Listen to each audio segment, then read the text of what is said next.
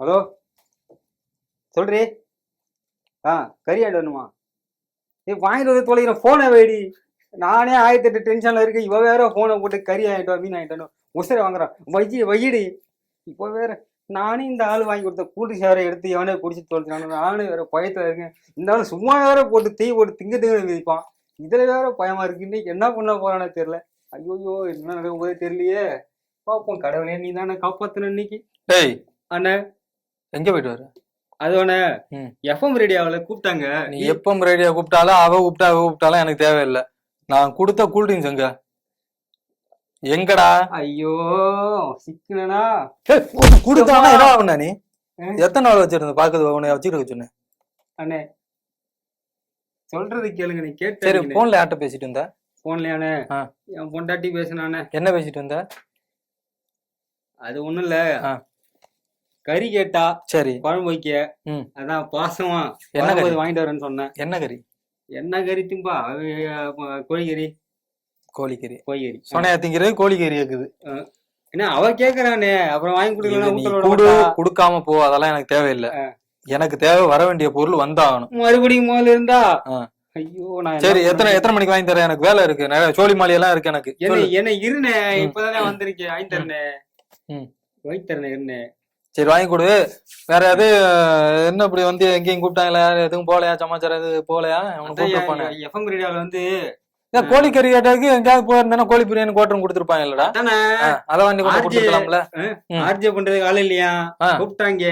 போய் ஆர்ஜே முடிச்சுட்டு அப்படியே வரல, அப்படியே இந்த ஹெட்போன் கேட்டா மாட்டிக்கிட்டா வந்துட்டேன். அங்க இருந்து ஆட்டைப்பட்டு வந்தது மறந்து அப்படியே எவன பையலோட கரவெட்டிக்காரன் தேவையாத திருடிக்கிட்டு வந்துருவான்னு பல ட்ரிப்பு சொல்லி இருக்கேன். சொல்றதை கேளுங்கண்ணே.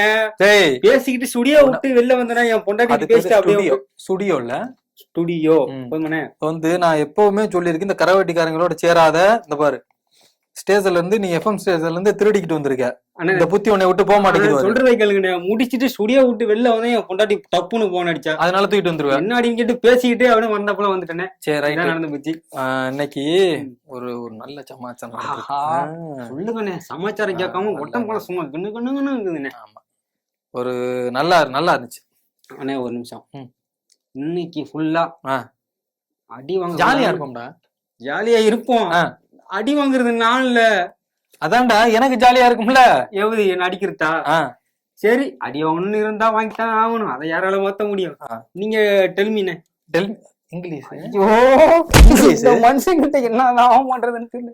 எதுக்கு எடுத்தாலும் அடிக்கிறாரு. இன்னைக்கு நம்ம இப்ப பார்த்தேன்னு வச்சுக்க, இந்த ஆளுங்கட்சிக்காரன் திருவிழா கூட்டம் மாதிரி கூத்தாடியில விட்டு ஆட விடுறான்னு பார்த்தா இறக்கி விட்டு களை கட்டுறது. ஆமா ஆமா, சினிமாவில காமெடி பண்ற மாதிரியே இங்க வந்து ரியலா காமெடி பண்றாங்களாம். யார்ட்டு மொத்து வாங்க போறான்னு தெரியல. சரி விடு, இந்த வடிவில் ஒரு டைம் பண்ணிக்கிட்டு இருந்தாப்ல இல்ல, ஆள் அட்ரஸே இல்லாம தெரிஞ்சாப்ல. அது மாதிரி நிறைய பேர் இப்ப இறங்கி பண்ண ஆரம்பிச்சிட்டாப்ல. சரி, அதெல்லாம் இருக்கட்டும். நம்ம நாமக்கல்ல நம்ம அண்ணன் ஒரு நல்ல குணச்சித்திர வேடமா நடிப்பாப்ல. நல்லா இருக்கும் அவர் நடிச்சா. ரவி மரியான்னு சொல்லிட்டு. நல்ல தங்கமான ஆளு. நல்ல இது ஒண்ணுவாப்ல, நல்ல காமெடி பண்ணுவாரு, நல்ல குணச்சித்திரமா நடிப்பாப்ல. அவரு நாமக்கலுக்கு போயிருக்காரு. நாமக்கல்ல எதுக்கு முட்டை வாங்குறதுக்கெல்லாம் கேட்க கூடாது. நாமக்கல் முட்டை தானே ஸ்பெஷல். அங்க வேற ஒண்ணு ஃபேமஸ் இருக்கு, நான் அப்புறம் சொல்றேன். வேற ஒண்ணு இருக்கா? வேற என்ன தப்பா நினைக்க கூடாது, நிறைய இதெல்லாம் இருக்கு. சரிங்க, இருக்கட்டும். அங்க போயிட்டு நம்ம இலை கட்சி இருக்காங்கல்ல, அவங்களுக்கு ஆதரவா போய் ஓட்டு கேட்டிருக்காங்கன்னு வச்சுக்க.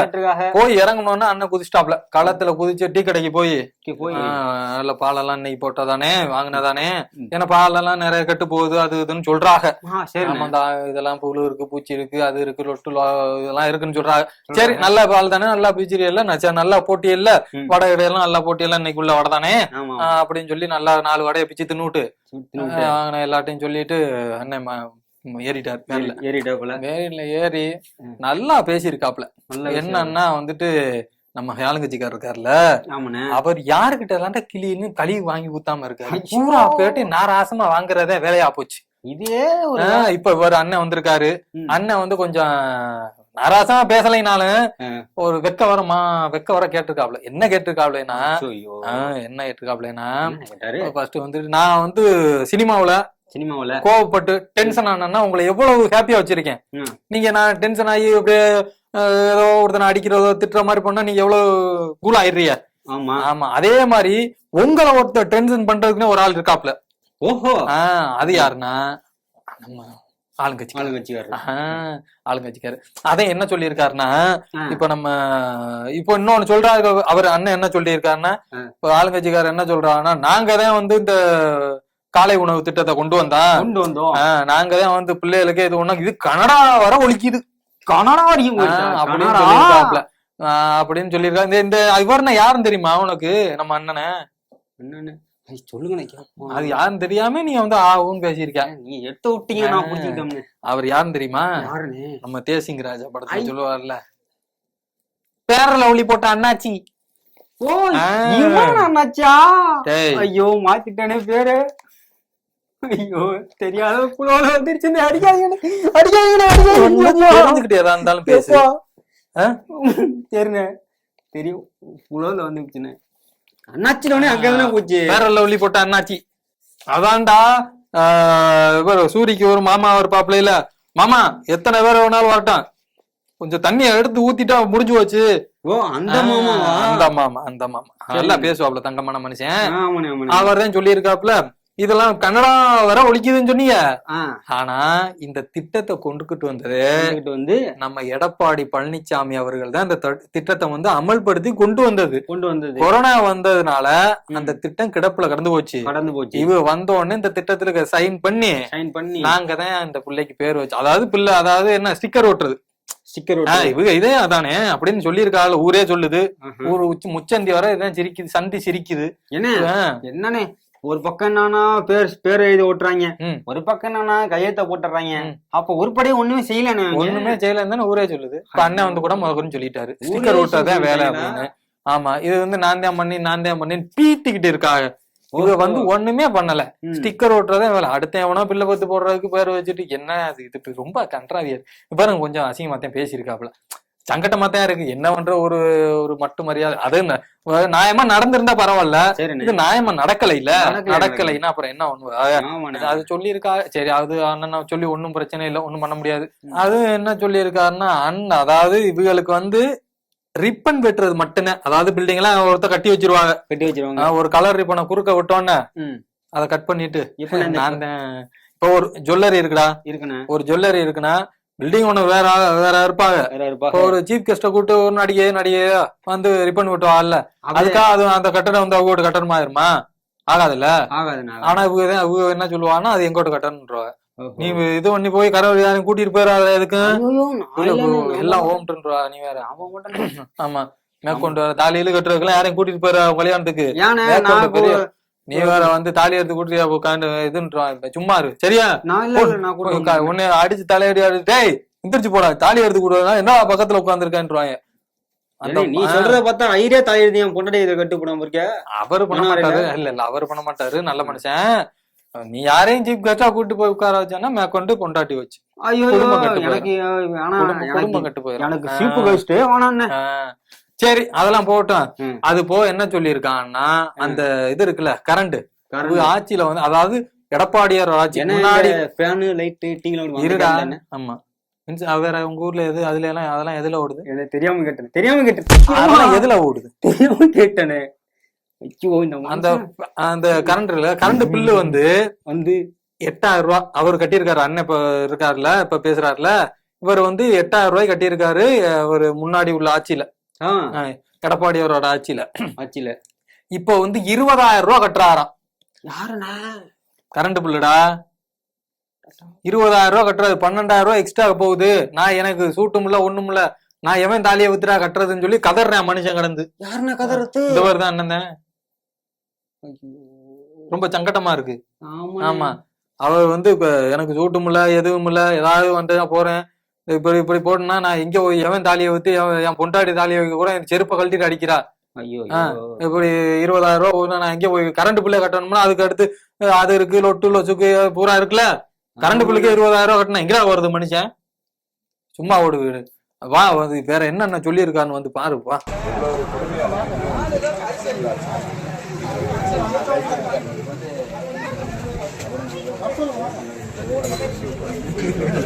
அப்ப எனக்கு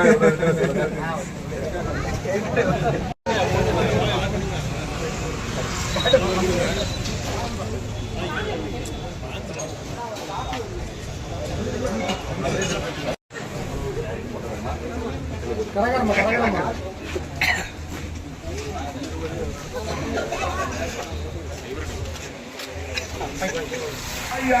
அரசு கழக பொதுச் செயலாளர் அண்ணன் எடப்பாடி அவர்கள் தலைமையில் எழுச்சியுற்றது, நிமிர்ந்து நின்றது, கோபுரம் போல் உயர்ந்து நின்றது அப்படிங்கிற ஒரு விஷயத்தை ஊடகங்கள்லாம் பேசுற அளவுக்கு பொதுமக்களாகி நீங்களும் கட்சி தொடராக நீங்கள் என்ன பண்ணணும், பெருவாரியான வாக்குல நம்முடைய தமிழ் மண்ணில் கொடுக்கணும். கொடுப்பீங்களா?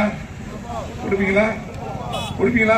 ஏப்ரல் 19ஆம் தேதி எனக்காக நீங்க மட்டும் ஓட்டு போட பத்தாது, உங்களுடைய சகோதரிகள், உங்களுடைய மச்சான், உங்களுடைய மாமா, உங்களுடைய அக்கா, உங்களுடைய அண்ணி, உங்களுடைய ஓரக்கத்தி, உங்களுடைய மாமனார், மாமியார், அத்தனை பேர்த்தையும் இப்ப நான் சொன்ன கருத்துக்கள்லாம் ஏன் நம்ம ரெட்டலைக்கு ஓட்டு போடணும் அப்படிங்கறத நான் சொன்ன மாதிரி நீங்க சொல்லாம நீங்க சொன்ன. அண்ணா அண்ணா அண்ணா அண்ணா அண்ணா அண்ணா சொல்லு சொல்லு. ஏடா கழுத்துல ஏதோ மாட்டிட்டு தெரிஞ்சங்க படிச்சுட்டு போயிட்டாங்களா? அது ஆனா அதை மட்டும் ஞாபகம் விட்டாதீங்கண்ணே. ஏன் செவ்வியரே அரைஞ்சு வாங்கிட்டு போயிட்டாங்களா? அது அரைஞ்சு வாங்கிட்டு போனாலும் நான் சந்தோஷமா வந்திருப்பேன். கொஞ்சம் உணர்ச்சி வசப்பட்டு என் பொண்டாட்டி கறி கெட்டான்னு அந்த ஹெட்ஷோட்டோட போயிட்டேன்னா புடிச்சு உனக்கு எவ கூட போய் ஊர் சுத்திட்டு வரேன்னு புடிச்சிட்டு அதால நாலு அப்பி விட்டானே. அந்த 5 வருஷம் பொண்டாட்டி கையில அடி வாங்குற புத்தி இன்னும் போலடா. என்ன பண்றது? எப்ப பாரு பொண்டாட்டிக்கிட்ட அடி வாங்கிட்டே இருக்கா. என்ன அதை விடுங்கண்ணே, அவ கிடக்குறா. என்ன அவளை டைவர்ஸ் பண்ணா நிம்மதி. எப்ப பார்த்தாலும் அடிச்சுட்டாரு, அடி தாங்க முடியலண்ணா அவகிட்ட. பொண்டாட்டி டைவர்ஸ் பண்ண சோத்துக்கு என்ன பண்ணுவேன்? சோத்துக்கு இங்கே கடையில வாங்கிட்டு போன அதை விடுங்கண்ணே. பாத்துங்க வாய கலராத பேசாம என்ன அது இருக்குண்ணே. சொல்லு. ஒரு முக்கியமான விஷயம் தெரியுமாண்ணே? என்ன சொன்னா தானே தெரியும். சிவகாசியில பொட்டாசு வெடிக்குதாமண்ணே, கேள்விப்பட்டீங்களா இல்லையா? அதே ஒரு பட்டாசு கம்பெனி அப்புறம் பட்டாசு அங்க வெடிக்கத்தான் செய்யும். இந்த மனுஷனுக்கு நான் எப்படி சொல்லி புரியுதுன்னு தெரியல, எதை கேட்டாலும் அடிக்கிறான். ஐயோ கடவுளே. நீ என்ன சொன்ன? பட்டாசு கம்பெனி, அதாவது சிவகாசியில பட்டாசு, அது லிட்டில் ஜப்பான்ரா, அப்படிதான்டா வெடிக்கும்.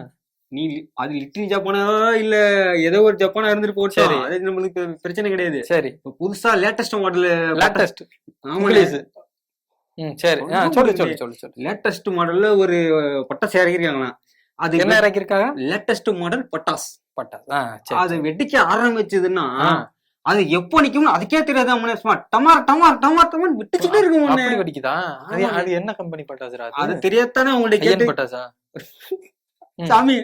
அது தெரியாதான் சாமி, உங்கள்ட்ட கேட்டு தெரிஞ்சுட்டு போலான்னு வந்தேன். ஓ இந்த பட்டாசு சொன்ன, கூவத்தூர் பட்டாசா? அதேதானே அதேதானே. அது வந்து ஒரு லிட்டில் ஜப்பான், அது வந்து ரகரகமா இறக்கத்தான் செய்வாங்க. ஆமா, இந்த ரகம் வந்து அட இந்த ரகத்தை சொல்லி ஆண்ட சந்தி சிரிக்குது. ஐயோ ஒரு காலத்துல ஊர் உலகமே சிரிச்சிச்சு. இப்ப பாத்தீங்கன்னா முட்டுச்சந்துக்கு சிவகாசியில சந்தி சிரிக்குது. சிரிக்குது. யார் தெரியுமா அது? அண்ணன் அண்ணன் அண்ணன் கருணாசன். தெரியணுமா இல்லையா உனக்கு? எவ்வளவு ஸ்பெஷலிஸ்ட் அவரு. கண்டிப்பா ஃபேமஸா இல்லையா? ஊத்தூருக்கு அவர் எவ்வளவு தங்கமான மனுஷன். புறா பேருக்கு என்னென்ன பண்ணிருக்காரு, நல்ல காரியம்லாம் நிறைய பண்ணிருக்காரு. நான் சொல்லி கேள்விப்பட்டிருக்கேன், நான் பார்த்தது இல்ல. ஊரு நாடு சாதி சனம் எல்லாம் சொல்லி கேள்விப்பட்டிருக்கேன். அதெல்லாம் வந்து எனக்கு சொல்லி கேள்விப்பட்டிருக்கேன்டா. நிறைய கூவத்தூர்ல போய் நிறைய பேருக்கு நல்ல உதவியெல்லாம் நிறைய பண்ணிருக்காரு. தங்கமான மனுஷன். ஆமா, இவர் போய் நம்ம ஆளுங்கட்சிக்காரர் இருக்காங்கல்ல, அங்க அவங்களுக்கு சப்போர்ட் பண்ணி போய் மக்களை பாத்துருக்காப்ல. போனதெல்லாம் சரிதான். அங்க போய் வந்துட்டு நீங்க என்ன பண்றீங்கன்னா, மக்களை காக்க, அதாவது இந்தியாவை காக்கிறதுக்காக நம்ம ஒரு சிங்கம களத்துல இறங்கி இருக்கு. சிங்கமே இறங்கிடுச்சு. அவங்களுக்கு தான் நீங்க ஓட்டு போடணும், அவர்தான் நீங்க ஆதரிக்கணும். ஏன்னா நாட்டை இந்தியாவை காக்கணும்ல. கண்டிப்பா. இந்தியா வந்து வேற மாதிரி போய்கிட்டு இருக்கு. வேற மாதிரி போயிட்டு இருக்கு. நீங்க காக்க வேண்டியது யாரு? ஆளுங்கட்சி தலைவர். ஆளுங்கட்சி தலைவர். அவர் தான் வந்து இந்தியாவை காக்குற ஒரு காவல் தெய்வமா, அதாவது ஐயனார் அருவலோட எல்லையில நிக்கிறது. அவர் பயங்கரமான ஆளா. அவர் காக்குறதுக்காக நீங்க வந்து அவருக்கு பூஜை புனஸ்காரம் எல்லாம் பண்ணா தானே சாமிக்கு. அந்த மாதிரி நீங்க எல்லாம் ஓட்டு போட்டு ஐயா ஜெயிக்க வைக்கணும். ஏன்னா இந்தியாவை காக்கணும் அப்படின்னு சொல்லிட்டு நம்ம எடப்பாடிக்காரர் இருக்காருல்ல, அவரை வந்து சேலத்துக்காரரை வந்து கொஞ்சம் நாராசமா பேசின. என்ன வச்சிருக்காருன்னா, இந்த நீட் தேர்வு எங்க போனாலும் இந்த நீட்றதே வேலையா இருக்கடா. யாருக்கா இருந்தாலும் என்ன நீட்டுன்னு தெரியல. கொலை வெறியோட வெறி கொண்டு இருக்கானே. நீட் தேர்வு டென்ஷன்ல இருக்கான். நீ எவ்வளவு டென்ஷன்ல இருக்க? நானும் பல டென்ஷன்ல இருக்கேனே. என்ன டென்ஷன்? ஏன்னா 10வது பப்ளிக் பாஸ் பண்ணணும், 12வது பப்ளிக் பாஸ் பண்ணணும், அப்புறம் காலேஜ் 5 வருஷம் படிக்கணும். அந்த காலேஜ்ல 3 வருஷம் 3 வருஷம் 5 வருஷம் காலேஜ் இருக்குண்ணே. சரி நான் என்ன நீ என்ன காலேஜ் சொல்றேன்னு சொல்லு. 3 வருஷம் இருக்கு, 4 வருஷம் இருக்கு. நீட் தேர்வு சொன்னீங்கல்ல, 3 வருஷம் வச்சுப்பேன். சரி 3 வருஷம் படிக்கணும், அந்த 3 வருஷம் அரியர் எல்லாம் கிளியர் பண்ணணும். அதுக்கப்புறம் போய் அரியர் ஏன் வைக்கிற? அது கூட எப்படி அரியர் எதுக்கு வைக்கிற? படிக்க வேண்டியானே. அண்ணே படிச்சு கிளியர் பண்ணிட்டோம்னே. கிளியர் பண்ணிட்டோம். சரி பண்ணிவிட்டு நேரா நீட்டுக்கு போறோம். நீட்டை உட்காந்து அதை உழுந்து படிச்சு. என்ன நீட்டா என்னத்த நீட்டத்து? இல்ல நீட்னா என்ன? அதானே நீட் எக்ஸாம். டாக்டர் பட்டம் வாங்குறதுக்கு முக்கிய காரணம் அந்த நீட் எக்ஸாமா. சரி அப்படின்னா என்ன? அது ஒரு எக்ஸாமானே. அதை எழுதி ஒரு எக்ஸாமா? சரி அதுல எழுதி இது பண்றதுல உனக்கு என்ன சங்கட்டம்னு கேக்குறேன். நான் சொல்றது அண்ணே, அது எழுதுற சங்கட்டம் கிடையாது. அத உக்காந்து எழுதுறோமா, உடனே பாக்குறாங்களா, உடனே மார்க் கம்மி, நீ ரிஜெக்டட். உனக்கு வந்து 1 மார்க் கம்மியா இருந்தாலும் நீ ரிஜெக்டட் போயிட்டே. சரி சரி ஒரு காலத்துல ஒரு இதை மட்டும் ஒரு கருத்து மட்டும் சொல்லிக்கிறேன். ஏன்னா நீ இவ்வளவு பேசியிருக்காயில, அதுக்கு நான் ஒரு கருத்து சொல்லணும். அறிவு பொங்குதுன்னு சொல்றேன், அதுக்கப்புறம் கேட்டுட்டு பேசணும். சரிண்ணே. நீட் வந்து நீ இதெல்லாம் நீட் ஏன் வைக்கிறியன்னு சொல்ற. சரி ஒரு காலத்துல டாக்டர் படிக்கணும்னா வந்து யாரு படிக்க முடியும்? டாக்டர் படிக்கிறதுக்கு எவ்வளவு குறைஞ்சபட்சம் எவ்வளவு செலவாகும்? செலவுன்னு பாத்தீங்கன்னா எனக்கு தெரிஞ்சு சுமார் கம்மி செலவு தான். எவ்வளவு? ஐயோ எனக்கு வாய விட்டானே அடிப்பாரோ. சரி இருக்கட்டும், இது ஓரமா இருக்கட்டும். இதை மட்டும் கருத்து சொல்லிட்டு நான் என்ன சொன்ன மேட்டருக்கு போயிடுறேன். சரிங்கண்ணே. சரியா? நீட் அப்படின்னா சாரி டாக்டர் அப்படின்னா சொல்லிக்கிட்டு இருக்கேன். அதாவது கேளு, கேக்குறேன். கை ஓங்குற மாதிரி தான் வருது. ஒரு டாக்டர் படிக்கணும்னா குறைஞ்சது பல லட்சங்கள், அது இவ்வளவுன்னு சொல்ல வேணாம், ஆகும். இதே சாதாரண கூலி வேலை பாக்குற பொண்ணு யாரு இதுவரை டாக்டர் ஆயிருக்கா? யாரும் ஆகல. விட மாட்டாங்க. ஆலையில அவகிட்ட பணம் வசதி இருக்காது, குடிக்க கஞ்சியே இருக்காது. அந்த புள்ள படிக்குது, அது நல்லா படிக்கும், நல்லா படிச்சு நல்ல ஸ்டேட், அதாவது ஸ்டேட் ஃபர்ஸ்டோட வரும். ஆனா அது கனவு என்ன? டாக்டர் ஆகணும். ஆனா அதுக்கு ஆக முடியாது. ஏன்னா பண வசதி இல்ல. எங்க போறது? இருடா பண்ண முடியாது. அப்ப சாமானியனும் படிக்கணும்னா இந்த நீட்ல போய் நீ உனக்கு டாக்டர் படிச்சுதான்டா ஆகணும். 10வது படிச்சுதான் ஆகணும். படிச்சாதான் பாஸ் ஆனாதான் அடுத்த கிளாஸ் போக முடியும். சரியா? படிச்சுதான் ஆகணும். அதாவது நகை நனையாம ஒரு நத்தை எடுக்க முடியாது. உள்ள ஒரு தண்ணிக்குள்ள இருக்குன்னு வச்சுக்க, ஒரு நத்தை எல்லாம் இருக்குல்ல, நத்தை உள்ள இருக்கு அப்படின்னா கை நனைஞ்சாதான் நத்தையை எடுக்க முடியும், இல்லைன்னா எடுக்க முடியாது. தண்ணியில பூந்து கேக்குறது அதான் நகை நனையாம நத்தை எடுக்க முடியாதுன்னு சொல்லி பழமொழி சொல்லுவாங்க. அந்த மாதிரி படிக்கணும்னா படிச்சுதான் ஆகணும். இப்ப நீட் எழுதிட்டேன்னா உனக்கு 10 பைசா இல்லாம யாரு வேணா படிக்கலாமே. சாமானியனும் படிக்கலாம். நீ எவ்வளவு பேர் கோடீஸ்வரன் பிள்ளையா இருந்தாலும் நீ எழுதிட்டு பாஸ் பண்ணிட்டேன்னு படிக்கலாமே. அதுல என்ன ஒரு சங்கடம்? சரி இப்ப வந்து அது செத்து போச்சு, ஐயோ அப்படி நிறைய பிட்டுக்கிட்டு எல்லாம் போடுறோம். சரி அந்த பிள்ளைய வந்து உங்ககிட்ட கேட்கும் போது கடன் உதவி பண்ண வேண்டியானே, நிதி அதாவது படிக்கிறதுக்கு உதவி பண்ண வேண்டியானே. எங்களுக்கு தான் இலவச அதான்டா பள்ளி கல்வி கடன் கொடுக்க வேண்டியானே. கல்வி கடன் வேணாம், கல்விக்கு படிக்கணும்னா கொடுக்க வேண்டிய. அப்பெல்லாம் சொல்லாது, அமைக்கிட்டு இருங்க. சரி எல்லாத்தையும் நவதையும் சாத்துங்க. சரியா? சரி இவர் சொன்னதுக்கு வருவான். நீ என்ன டென்ஷன் ஆயிடுச்சு, நான் எங்கேயோ கொண்டு போயிட்டா சப்ஜெக்ட வளர்ந்துருன்னு பாத்துக்க. சரி அப்புறம் அந்த இது வந்து நீட்டை கொண்டு வந்தது, இந்த குடி உரிமை சட்டத்தை கொண்டு வந்தது, இதெல்லாம் யாருனால அப்படின்னா நம்பிக்கை துரோகி சேலத்துக்காரரு அப்படின்னு சேலத்துக்காரர் வந்து கருணாசு குற்றம் சாட்டி இருக்காப்ல. இவர் ரொம்ப ரொம்ப நல்லவரான். அதுக்கு இந்த கூட்டத்துல இருந்தவங்க ஒண்ணு கேட்டிருக்காங்க. அது என்னன்னு அதுக்கப்புறம் சொல்றேன். என்ன கேட்டான்னு நாக்க புடுங்குற மாதிரி கேட்டிருக்காங்க. ஐயோ அதுக்கு அப்புறம் என்ன சொல்லிருக்காங்க, நம்ம மோடிக்கு போயிட்டா தாடிக்காரருக்கு, தாடிக்காரரா போய் இவ வந்து பெரிய திருடன், அதாவது விஞ்ஞான திருடன். ஒரு பிரதமரே வந்து இவர் வந்து சொல்லுவாரு திருடன் சொல்லுவாராம். விஞ்ஞான திருடனா எப்படின்னு? விஞ்ஞான திருடனா ஒரு கம்பெனி இருக்குன்னு வச்சுக்க, அந்த கம்பெனியே இருக்காது, அந்த பேரை மட்டும் போட்டு அதுல பல கோடி ரூபாய், பலாயிரக்கணக்கான பல 100 கோடி ஊழல் பண்ணுவாரு அப்படி இப்படின்னு சொல்லி இருக்காருன்னு வச்சுக்க. அது ஒரு ஓரமா இருக்கட்டும். இப்ப இவருக்கு வந்துடுறேன். யாருக்கு? இந்த இவர் சொன்னார்ல எடப்பாடிக்காரர வந்து நம்பிக்கை துரோகி அப்படின்னு. அதுக்கு கூட்டத்துல இருந்த ஒரு அண்ணன் நல்ல பவர்ல இருந்திருப்பாருன்னு இவர் சொல்றாரு. நல்ல 4 பேர்த்த நல்லா பேசியிருக்காரு, நாக்க புடுங்குற மாதிரி கேட்டிருக்காரு. நேரம் புடுங்கி செத்துருக்கணும். பட் என்ன கேட்டாருன்னா, என்ன கேட்டாரு, நீ இப்ப வந்து இப்படி சொல்றிய, இதுக்கு முன்னாடி எடப்பாடிக்கு தானே ஓட்டு கேட்க வந்த, இப்ப வந்துட்டு என்னமோ அவரு போடாத நம்பிக்கை துறைன்னு சொல்றிய, இதுக்கு முன்னாடி எதுக்கு வந்த நீ அப்படின்னு கேட்டு, அதெல்லாம் வந்தப்பா அது வந்து அம்மா எங்க சின்னம்மா வந்து சப்போர்ட் பண்ணாங்க. சின்னம்மா வந்து சின்னம்மா சப்போர்ட் பண்ணதுனாலதான் நான் வந்து கேட்க வந்தேன், இல்லைன்னா வந்திருக்க மாட்டேன் அப்படின்னு வந்து கொஞ்சம் ரவுடா பேசியிருக்கா. அதுக்கு வந்து அண்ணன் கீழே இருந்தா ஒரு அண்ணன் நல்லா நாக்க புடுங்குற மாதிரி நிறைய கேட்டிருக்காரு. கேட்ட உடனே டென்ஷன் ஆயிட்டா. டென்ஷன் ஆயி அவ என்ன சரக்க போட்டு பேசுறான், கேள்வி மேல கேள்வி போய் கேட்டுக்கிட்டு இருக்கான், அவன எல்லாம் தூக்கி எறியும் முதல்ல அப்படின்னு நம்ம ஊர்ல போய் அவர் ரெண்டு பேசின மாதிரியும் வீட்டுல வந்து அவர் பேசின மாதிரியும் அவன் சொந்த மண்ணு அவன் ஊரு அவன் கேட்கத்தான் செய்வேன். நீ போ ஒருத்தருக்கு போனேன்னா எதம் பதமாத்தான் பேசணும். அவ ஊர்ல இருந்துகிட்டு நீ சவுடால் பேசினா என்ன பண்ணுவாங்க? சரி அண்ணா கேட்டா பதில் சொல்ல மாட்டாலும் சவுடால் பேசுவாங்களாம். நீ வந்து எப்படி பேசுவான்? அவன் சரக்கா போட்டிருக்க, எனக்கு ஒரு குவார்டர் வாங்கிட்டு வாங்க குடிச்சிட்டு என்ன மலை நகட்டிட்டு வராமா? அவங்க நினைச்சா நான் என்ன பண்ணுவான்னு தெரியுமா? ஊருக்காரன் என்ன பண்ணுவான்னு தெரியுமில? தெரியல அவருக்கு. இவரை வந்து ஏற்கனவே திருவிடனால அந்த பக்கம் போயில கழுவி ஊத்துனாங்க.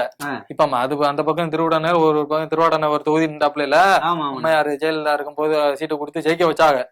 அங்கேயே இந்த பையன் எட்டி பாக்கல. அங்கே போனதுக்கு ஒரு டைம் கழுவி ஊத்தி வெளியில அனுப்புனாங்க. இப்ப இங்க போய் வாய விட்டு கழுவி இது பண்ணி இருக்காரு.